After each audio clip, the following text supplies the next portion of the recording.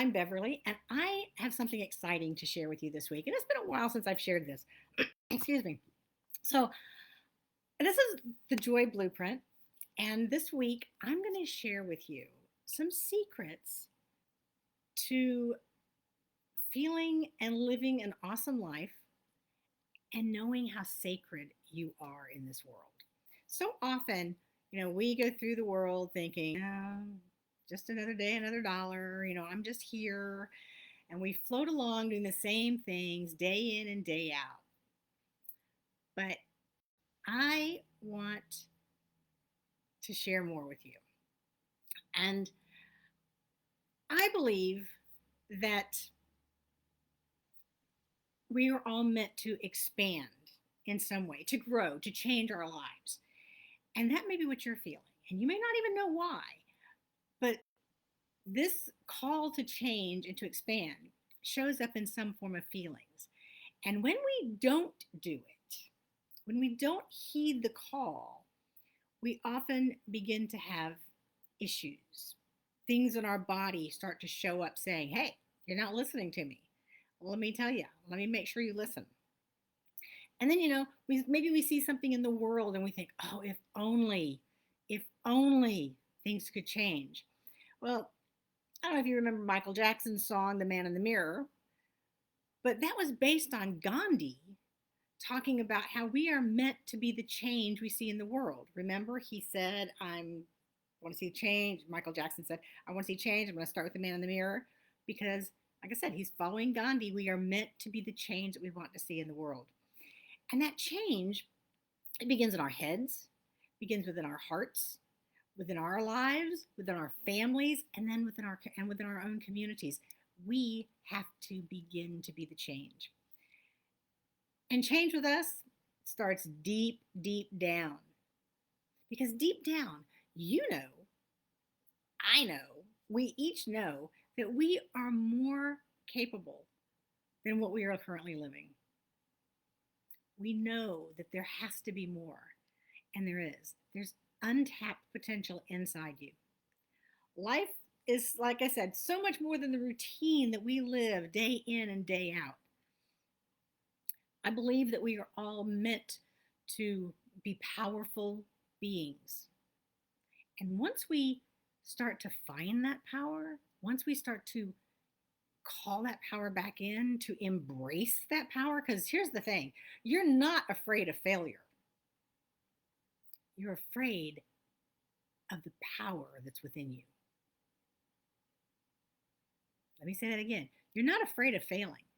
You're afraid of the power that is within you. So once we start to call back that power and embrace that power, then the more positive, the more generous, the more harmonious, the more loving we can become as we become the creators of our own lives, as we begin to realize that. We are the creators of our lives. We're the healers of our lives. And when we start to bring back that power, call back and embrace that power and heal ourselves, we start to bring creativity and compassion and forgiveness into places in our bodies and in the world where there was darkness or pain. Think about it. Think about a spot in your body where you may have some pain. For me, it's this morning, and yesterday it was my lower back. Well, my lower back is opposite my gut, right? And I knew I wasn't eating right. It's the holidays, right? I'm starting to eat some weird stuff. So what I did was this morning and last night, I thought about how much I love my lower back and my gut and how much they do for me. And I sent so much love there. I woke up this morning, my back doesn't hurt.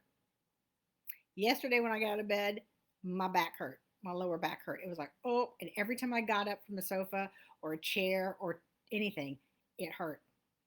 But after doing that last night, I got up this morning, no problems. So when we start to heal ourselves, we heal our bodies, we can heal future generations because we teach future generations about it. So we heal ourselves, we can help heal our partners, our community, and our world. So, wherever you are in life right now, whether you are in the part of thinking that life is just what happens to you, or whether you're further along with wanting to believe that what happens is for you, wherever you may be on this journey, know that you are a sacred spiritual being and that you are sacredly important. Because when it comes to what other people think we should do or we should have or how we should look or how we should act, well, if they want to behave, look, act, do, and have those things, that's up to them. It is not up to you. You don't have to hide yourself and shrink back because they think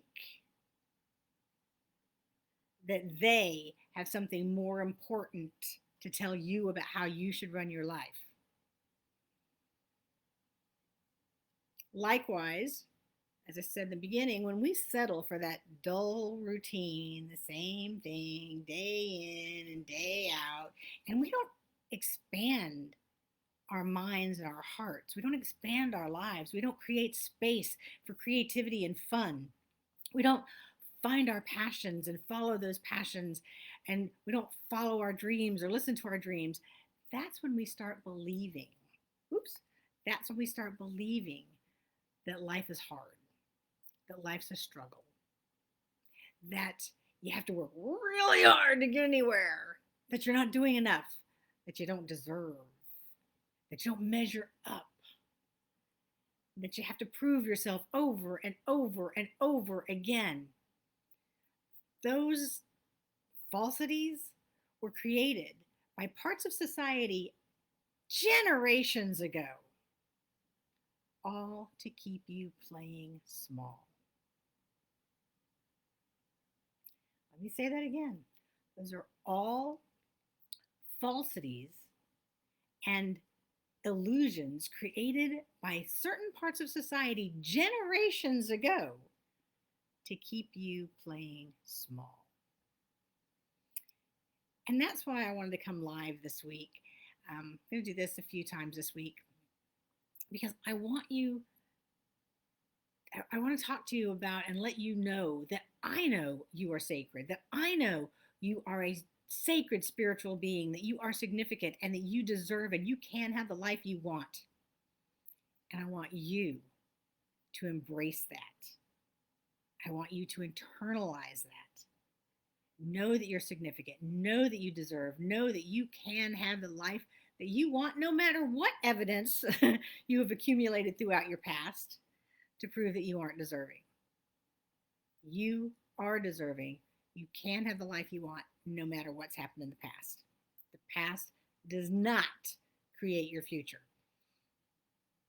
So I'd like you to imagine and hold this vision where you know that you can tap into the feeling of the truth of your importance and significance to the world.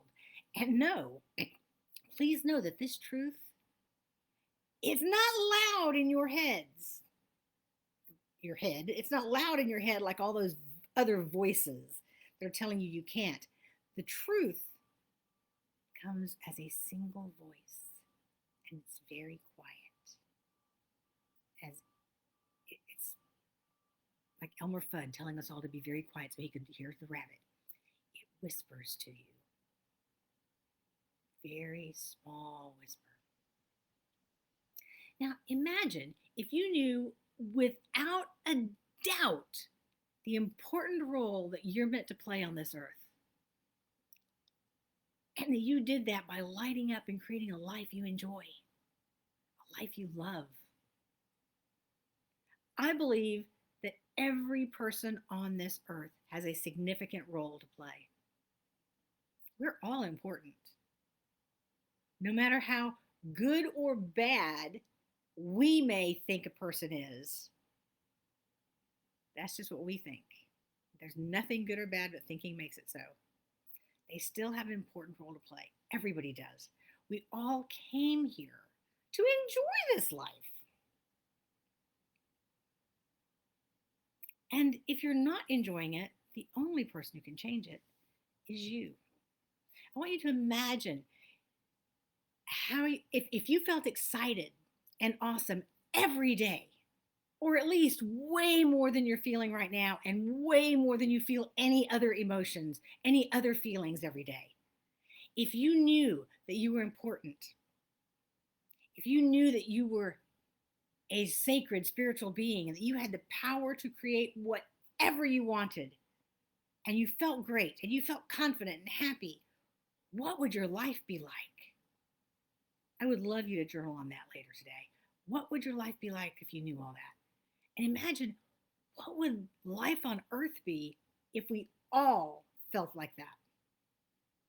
So throughout this week, I'm going to pop in at different times, and I'm going to give you some secrets